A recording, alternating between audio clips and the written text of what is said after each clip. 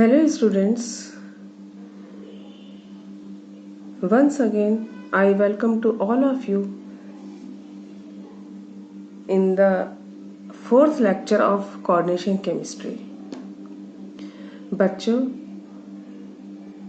Previous lecture में हमने coordination compounds की इंट्रोडक्शन और वो क्या होते हैं, उनकी बॉन्डिंग कैसे होती है, इसके बारे में पढ़ा था। इससे पहले का जो लेक्चर हमने पढ़ा था उसमें हमने कोऑर्डिनेशन कंपाउंड्स को एक्सप्लेन करने के लिए जो वर्नर की थ्योरी थी उसको हमने पूरा डिटेल में पढ़ा है। ठीक है, तो इससे आगे हम पढ़ते हैं वर्नर की जो थ्योरी थी उसने क्या करा कि कोऑर्डिनेशन कंपाउंड के लिए एक सिस्टमेटिक स्टडी हमें प्रदान कर दी और उसकी स्टीरियोकेमिस्ट्री और प्रॉपर्टी को भी उसने बहुत अच्छी तरीके से बता दिया। फिर बाद में एक साइंटिस्ट हुए, वो थे आपके एन.बी. सिजविक। सिजविक साइंटिस्ट हुए। उन्होंने क्या करा, उन्होंने जो वर्नर की थ्योरी थी उसी को थोड़ा और आगे बढ़ाया और उसके ऊपर उन्होंने जो इलेक्ट्रॉनिक थ्योरी ऑफ वैलेंस थी उसको अप्लाइड किया। तो वर्नर की थ्योरी के ऊपर जो लेविस के इलेक्ट्रॉनिक वैलेंस की जो इलेक्ट्रॉनिक थ्योरी थी उसको सिजविक नाम के साइंटिस्ट ने, जो कि ऑक्सफोर्ड के साइंटिस्ट थे, उन्होंने इसको अप्लाई किया और उसके बाद इन्होंने एक नया कंसेप्ट जो होता है इफेक्टिव एटॉमिक नंबर, प्रभावी नाभिकीय आवेश, जिसको हम कहते हैं इफेक्टिव एटॉमिक नंबर और EAN।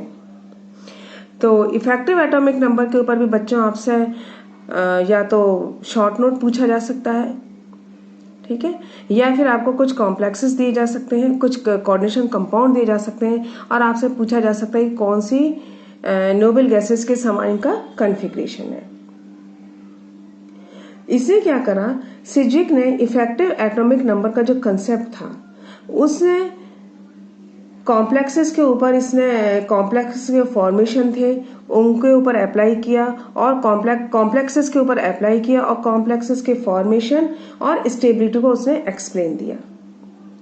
इसको अपन नोबल गैस थ्योरी भी, रूल भी कहते हैं। ठीक है, इसके अकॉर्डिंग कोई भी सेंट्रल मेटल आयन कॉम्प्लेक्सेस में, जैसा मैंने कल आपको बताया था, एक सेंट्रल मेटल आयन होता है और उसके चारों तरफ जो है वो लिगेंड होते हैं जो कि इसको इलेक्ट्रॉन पेयर डोनेट करते हैं। तो वो ये कहता है कि कोई भी सेंट्रल मेटल आयन कितने कोऑर्डिनेशन बॉन्ड बनाएगा ये किस पे डिपेंड करता है, इसके चारों तरफ जितने लिगेंड हैं वो उनसे उतने ही इलेक्ट्रॉन पेयर एक्सेप्ट करेगा, क्योंकि जैसा कल मैंने आपको बताया था लिगेंड कौन होते हैं, जो कि इलेक्ट्रॉन पेयर को डोनेट करते हैं और मेटल आयन एक्सेप्ट करता है। तो उतने ही लोन पेयर को एक्सेप्ट करेगा जिससे कि सेंट्रल मेटल आयन का कॉन्फ़िगरेशन इसके बाद आने वाले नोबल गैसेस के समान हो जाए। ठीक है, तो a metal ion would form as many as bonds so that the total number of electrons surrounding the metal in the complex, which is called effective atomic number, is equal to the number of electrons in the next noble gases. तो जो इसको अपन क्या कह रहे हैं कि जो total number, यानी जो सेंट्रल मेटल आयन का जो एटॉमिक नंबर है वो और जो जितने लिगेंड है उसका जो है जो इलेक्ट्रॉन पेयर लेता है उन सब का टोटल कितना होना चाहिए, आने वाले नोबल गैसेस, इस मेटल के जस्ट बाद आने वाले नोबल गैसेस के समान होना चाहिए और ये कहलाता है इसका इफेक्टिव एटॉमिक नंबर। ठीक है, फॉर एग्जाम्पल मान लीजिए अपने पास ये कॉम्प्लेक्स है CONH3 होल 6+3। अपन इसी कॉम्प्लेक्सेस को पढ़ते हुए आ रहे हैं। वर्नर ने भी इसी को एक्सप्लेन किया था, इसी का एग्जाम्पल लिया था। ठीक है, तो अब हम इसको क्या कहेंगे, इसका हम इफेक्टिव नंबर, एटॉमिक नंबर कैसे कैलकुलेट करेंगे। तो देखिए मैं आपको पहले एक सिस्टमेटिक तरीके से करती हूँ। इसकी 3 स्टेप है। फर्स्ट अपन क्या लिखेंगे, एटॉमिक नंबर। सबसे पहले हम क्या देखेंगे, जो सेंट्रल मेटल आयन है, इसमें सेंट्रल मेटल आयन कौन सा है, इसका कोबाल्ट है। Atomic number that is number of electrons in cobalt atom। Cobalt atom अपन क्यों ले रहे हैं, क्योंकि इसका क्या है, ये सेंट्रल मेटल आयन है। इसका एटॉमिक नंबर कितना होता है, 27 कोबाल्ट का, ये आप लोगों को पता है, ठीक है। लेकिन यहाँ कोबाल्ट किस में है, +3 ऑक्सीडेशन स्टेट में है। तो सेकेंड स्टेप में हम क्या निकालेंगे, इसका number of electrons in cobalt +3 ion. Cobalt +3 ion, तो इसका ऑक्सीडेशन स्टेट किसमें, +3 है ना, तो 27 में से 3 गए तो कितने हो गए, 24। ये कितने हो जाएंगे, 27 - 3 = 24। तो कोबाल्ट का तो एटॉमिक नंबर कितना है, 27, यानी कितने इलेक्ट्रॉन्स इसमें प्रेजेंट है, 27। कोबाल्ट +3 में कितने हैं, 24 है, ठीक है। और इसके चारों तरफ आप देख रहे हैं 6 अमोनिया मॉलिक्यूल हैं। 6 अमोनिया मॉलिक्यूल इसके साथ कोऑर्डिनेशन बॉन्ड बना रहे हैं, ठीक है, यानी इसको एक लोन पेयर डोनेट कर रहे हैं। तो थर्ड स्टेप में हम क्या लिख सकते हैं, number of electrons given to cobalt +3 ion, किसके द्वारा, बाई 6 अमोनिया मॉलिक्यूल।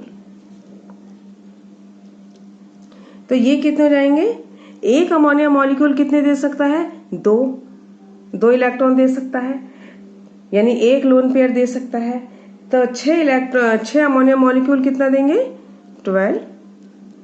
समझ में आ गया आपको, एक अमोनिया के मॉलिक्यूल के पास क्या होता है, एक लोन पेयर होता है, यानी एक लोन पेयर में कितने हो गए, 2 इलेक्ट्रॉन हो गए।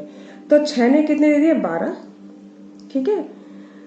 तो फिर हम लास्ट में क्या लिखेंगे, effective atomic number of cobalt +3 ion in CONH3 +3 कितना हो जाएगा, 24 तो इसका है, कोबाल्ट का है, +12 इसने मिले, ये कितने हो गए, 36, ठीक है, 36 हो गए। ये 36 किसके बराबर होना चाहिए, इसके बाद आने वाली नोबेल गैस के समान होना चाहिए। तो आपकी जो नोबेल गैस होती है इसके बाद वो कौन सी होती है, क्रिप्टॉन, ठीक है, ये होती है आपकी। और क्रिप्टॉन का एटॉमिक नंबर कितना होता है, क्रिप्टॉन है और इसका एटॉमिक नंबर कितना आता है, एटॉमिक नंबर ऑफ क्रिप्टॉन कितना होता है, 36, ठीक है। तो कोबाल्ट का कितना हो गया, यहाँ पे अपन क्या कह रहे हैं, इस इफेक्टिव एटॉमिक नंबर के अकॉर्डिंग कोई भी सेंट्रल मेटल आयन यदि कॉम्प्लेक्स या कोऑर्डिनेशन कंपाउंड बनाती है, वो कब बनाएगी, जब इसकी सेंट्रल मेटल आयन के अंदर जो इलेक्ट्रॉन है वो और इसके चारों तरफ जो लिगेंड या मॉलिक्यूल है, जिसको अपन ने क्या कहा था कल, लिगेंड कहा था, उनके जो इलेक्ट्रॉन पेयर है वो इतने एक्सेप्ट करेगी या इतने लिगेंड इलेक्ट्रॉन पेयर उसको डोनेट करेंगे सेंट्रल मेटल आयन को, जितना कि उस सेंट्रल मेटल आयन और जो डोनेटेड इलेक्ट्रॉन है उनका नंबर टोटल मिला के कितना हो जाए, उसके बाद आने वाली नोबेल गैस के समान हो जाए, तो वो कॉम्प्लेक्स बनेगा, अदरवाइज नहीं बनेगा। तो वर्नर ने क्या करा था, सबसे पहले इस कॉम्प्लेक्स की स्टडी की थी और देखिए इसमें इसका हो गया 36 हो गए, बिल्कुल इसके ऊपर सही अप्लाई हुआ है, ठीक है। उसके बाद क्या हुआ कि सिजिक ने इस थ्योरी को किसके ऊपर अप्लाई किया, मेटल कार्बोनाइल के ऊपर अप्लाई किया। मेटल कार्बोनाइल के ऊपर इसने अप्लाई किया,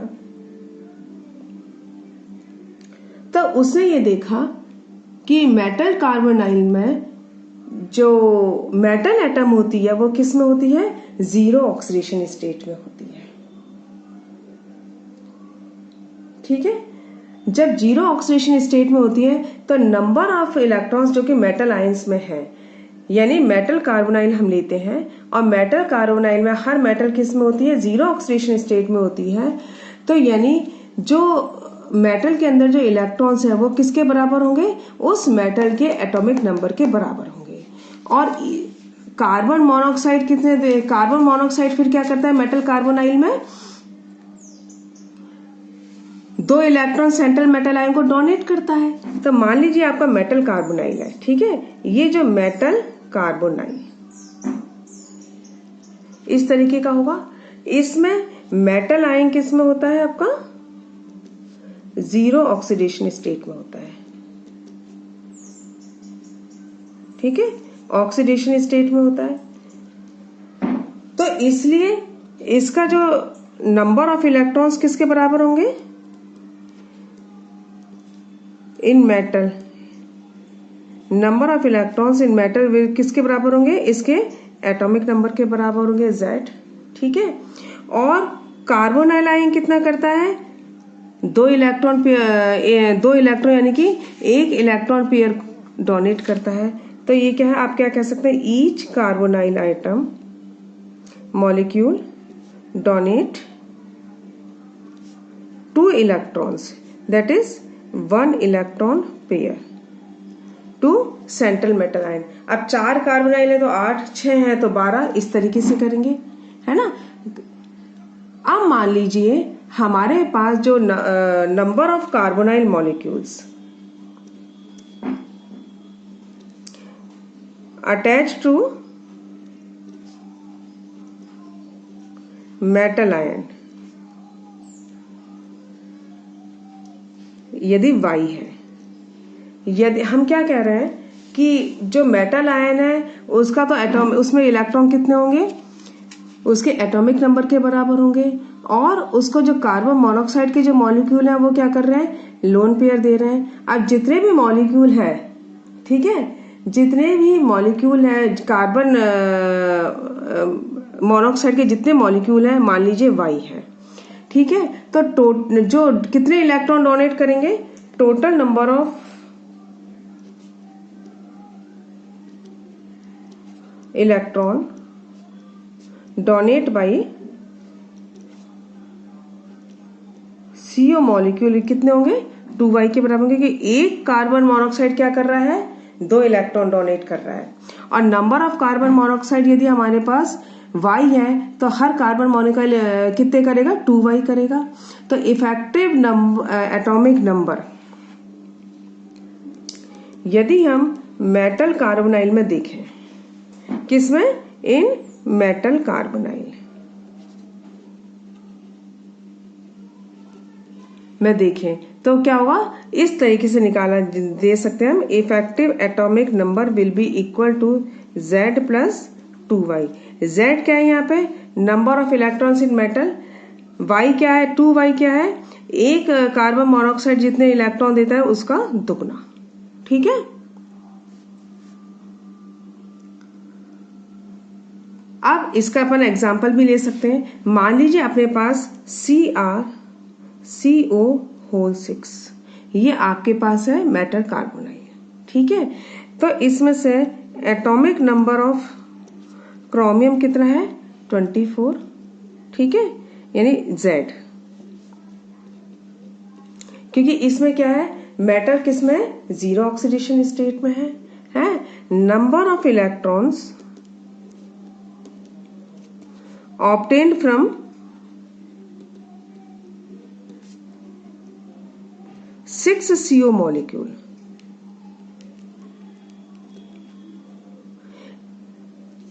is equal to 2Y।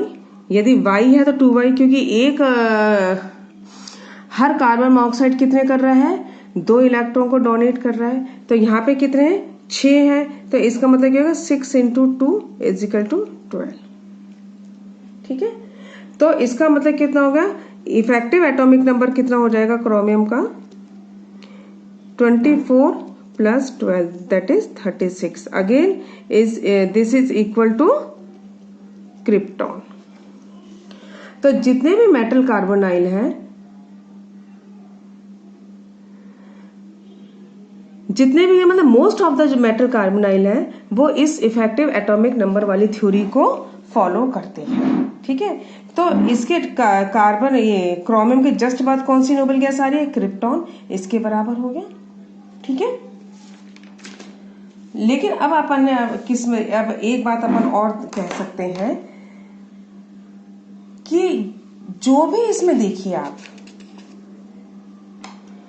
जितने भी आप ये इसमें देख रहे हैं, इसमें आपने क्रोमियम देखा, ठीक है, पहले वाले में आपने कोबाल्ट देखा, यानी अपन जो देख रहे हैं transition metal ions, transition metals ion देख रहे हैं इसमें। और अपन क्या देख रहे हैं? जो इसके नोबेल गैसेस है इसके बाद आती हैं, वो अधिकतर नोबेल गैसेस का जो ट्रांजिशन एलिमेंट्स के बाद आ रही हैं वो कौन कौन सी होती हैं? क्रिप्टॉन होती हैं, जीनॉन होती है, और क्या होती है? रेडॉन होती है। ठीक है, क्रिप्टॉन का एटॉमिक नंबर होता है 36, जीनॉन का होता है 54 और रेडॉन का होता है 86। ठीक है, यदि हम इन नोबेल गैसेस के कॉन्फ़िगरेशन को देखें तो इनका जो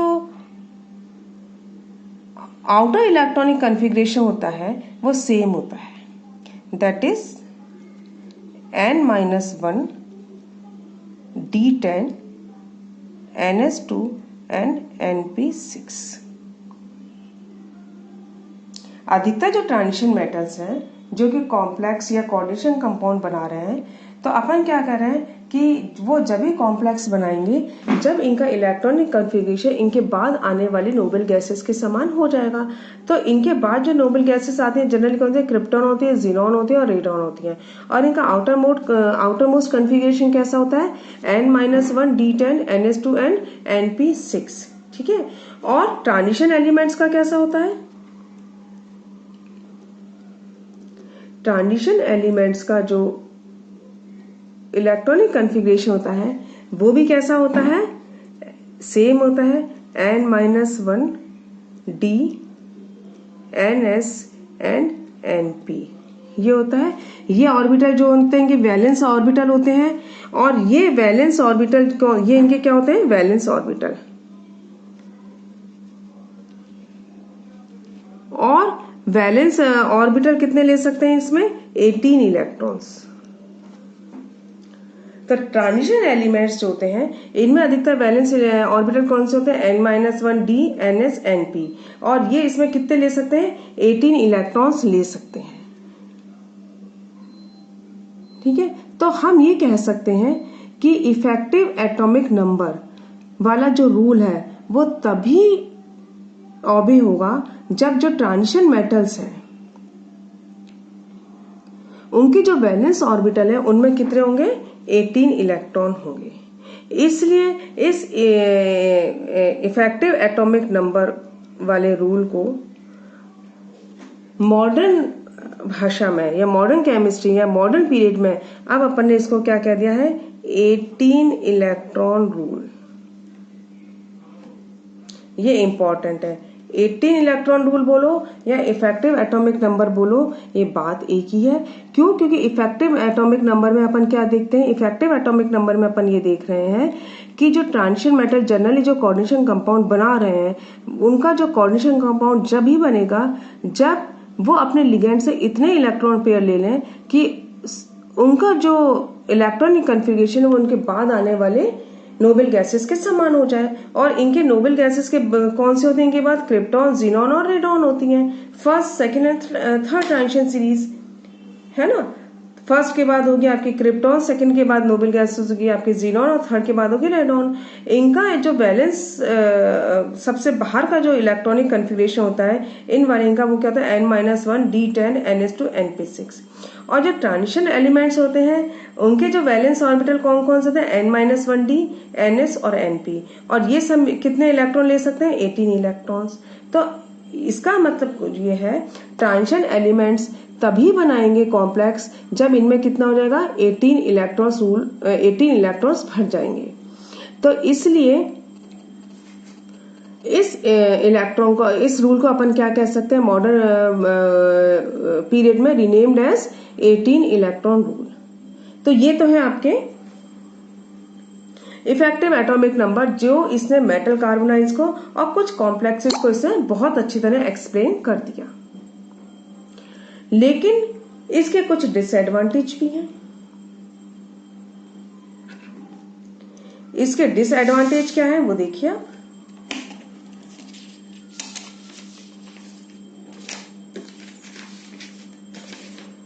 बहुत सारे कॉम्प्लेक्सेस को तो इसने क्या करा कि एक्सप्लेन कर दिया इफेक्टिव एटॉमिक नंबर रूल ने, लेकिन बहुत सारे कॉम्प्लेक्सेस ऐसे थे जो कि हैं, पाए जाते हैं, बहुत स्टेबल हैं, लेकिन इफेक्टिव एटॉमिक नंबर के अकॉर्डिंग आप उनको पूरी तरीके से एक्सप्लेन नहीं कर सकते।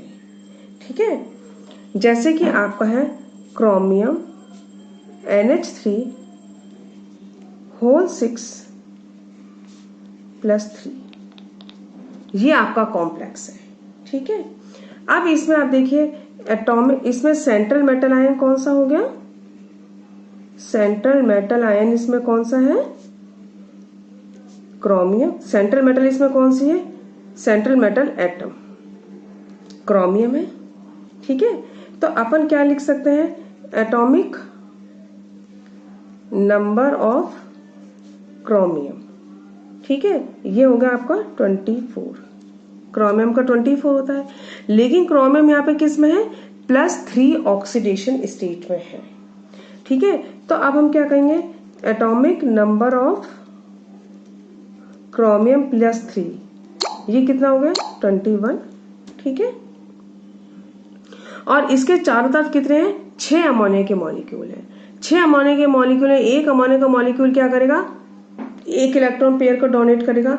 तो 6 अमोनिया के मॉलिक्यूल किसको करेंगे, 12 इलेक्ट्रॉन्स को डोनेट करेंगे, क्योंकि ये अपना क्या है, कल मैं आपको बता चुकी हूँ इससे प्रीवियस लेक्चर में कि जितने भी अपन क्या करते हैं, जो ब्रैकेट के अंदर लिखते हैं उसको अपन कोऑर्डिनेशन स्फीयर कहते हैं, और कोऑर्डिनेशन स्फीयर के अंदर जो होती है वो कोऑर्डिनेशन स्पीसी होती है। कोऑर्डिनेशन स्पीसी में क्या होता है, एक सेंट्रल मेटल आयन होता है, उसके चारों तरफ लिगेंड होते हैं। तो ये लिगेंड है जो कि सेंट्रल मेटल आयन को इलेक्ट्रॉन पेयर डोनेट कर रहे हैं। तो अपन क्या कहेंगे, number of electrons given by the 6 NH3 molecule. ठीक है, ये कितने हो जाएंगे, ये हो जाएंगे 2 × 6 = 12। तो अब अपन क्या निकालें इसका, यदि अपन इफेक्टिव एटॉमिक नंबर निकालें, तो effective atomic number of chromium in CrNH3 whole 6+3 कितना हो जाएगा, 21 + 12, 21 + 12 कितना होता है, 33 होता है, जो कि इसके नेक्स्ट आने वाली नोबेल गैसेस के समान नहीं होता, is not equal to the electronic configuration of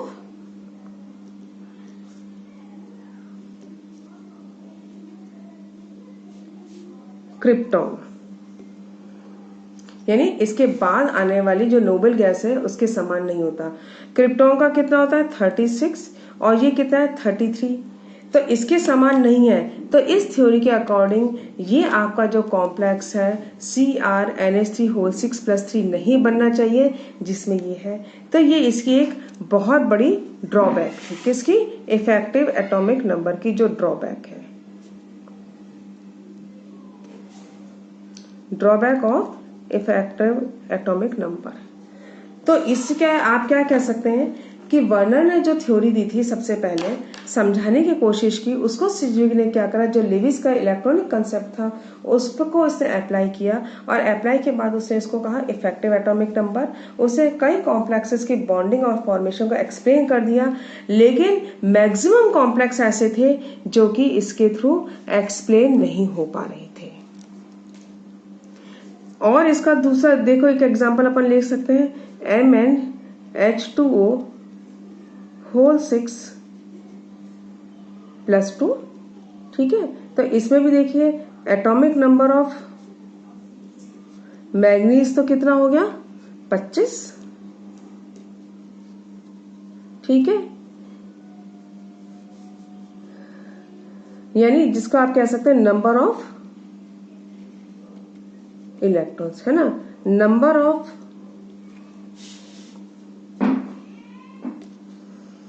electrons in Mn plus 2, that is 23. Number of electrons given by 6H2O molecule is 12. तो टोटल कितना हो जाएगा, effective atomic number of manganese in Mn H2O whole 6 plus 2 will be equal to 23 plus 12 यानी कि 35. Again not equal to krypton. तो ये क्या है, ये भी इसको भी एक्सप्लेन नहीं कर पाया. तो कुछ ऐसे कॉम्प्लेक्सेस थे जिनको कि वो एक्सप्लेन नहीं कर पाया. कुछ नहीं, बहुत सारी. यहाँ एटॉमिक नंबर ऑफ क्रोमियम पे आप बोलेंगे number of electrons in chromium plus 3.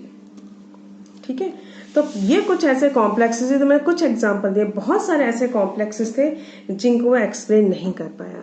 तो सिज्विक का जो इलेक्ट्रॉनिक एटॉमिक नंबर की जो थ्योरी थी वो यहीं पे फेल हो गई.